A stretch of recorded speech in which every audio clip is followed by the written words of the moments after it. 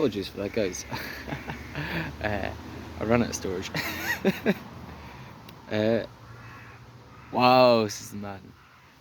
She's amazing. And he sneaks behind the back of the cliff. And as he's telling the story, he jumps out.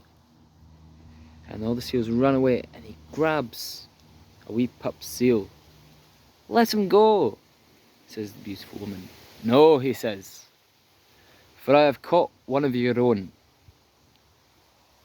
and I demand your golden cone. You will not, says the Silky. What I'll do for you in return, she says, is I'll give you 3 wishes. Pah, says the man. I prefer your cone. You would be wise to take my bargain, she says. And as she says this, the sea bubbles and hundreds of selkies rise up from the depths to replace the seals that were there before they took fright. Now the man is feared and frightened. He decides to agree with the selkie on this one. Okay, he says. I'll take your 3 wishes. My first wish, because I'm rather hungry, would be to have all the fish in the sea that I could eat, says the Selkie. It's done. And with a flick of her hand, all the fish of the sea fly up and straight into his maw. Says the man. He can nae talk. He's got so many fish coming in his mouth, and he's getting more bloated and more bloated and more bloated, and the fish just keep coming and coming. Oh, stop, he says. And the Selkie's crying with laughter. All right, she says, and another flick of the wrist, and the fish stop. Oh, says the man. Oh, how could you do that? That's terrible.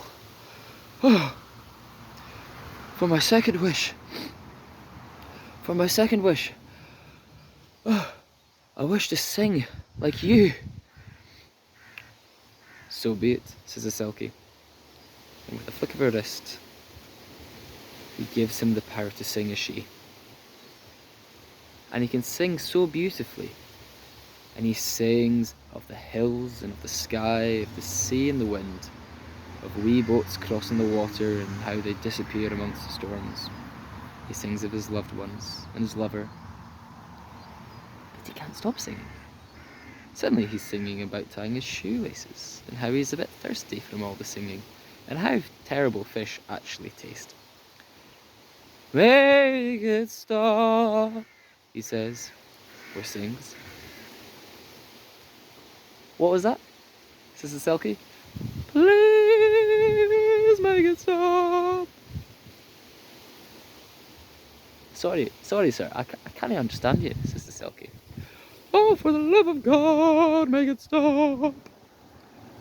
Says the Selkie. With a cheeky smile, she flicks her wrist. And he stops singing.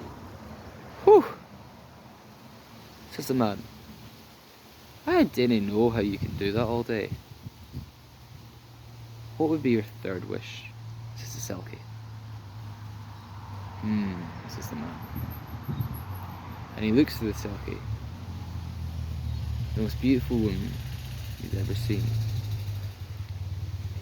I wish to see you every day, he says.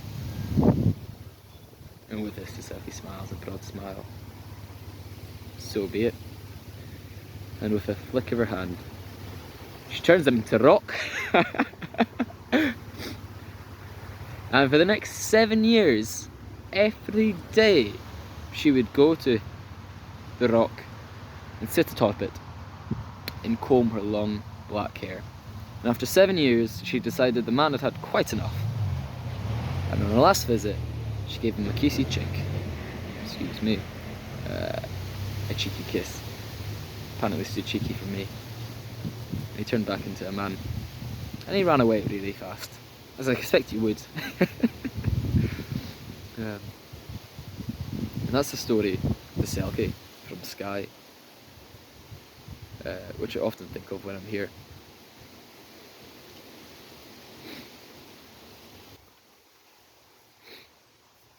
Now for some of you, watching this, you may have traced your family history. That history may have taken you to another part of the world, for example. And for some people, indeed, it takes them back to Scotland. This comes back from a long history of displaced peoples and populations, especially along the western coast. And many of you tracing your family trees would have noticed that people go missing. They disappear without sound or trace, and they never come up again. And if any of you watching this have any family that have disappeared like this, I'm sorry. I don't know what their story is or why they disappeared. But stories are always created around those that are missing. It's our way of coming to terms with the fact that we just don't know. And there's one rather famous example of this in the form of a poem. The poem is about a young woman grieving for her lover who's disappeared one day and never come back, and she never found out what happened to him. And so she tells a story about how he was taken by the fairy people because he was such a good musician. Now, I don't know all the poem, so please excuse me for that, but I only know a little bit of it. And it goes like this. On a raft of blossoms beneath the earth, my lover goes a-roaming.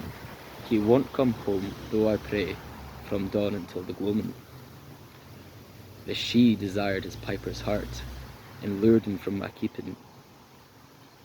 He stepped into a fairy ring, when all the world was sleeping. He's forgotten hill and glen, and where his family gather, the bleating of the mountain sheep, and the cabins of his father. The silver speech our fathers knew he heard, the firelit story, the current song, sweeter than any bird. The blackbird lilts, the robin chirps, the linnet wearies never. Now he pipes the dancing feet to she, and so will pipe forever. Thank you so much, guys. Hope you have a lovely day. And don't go missing.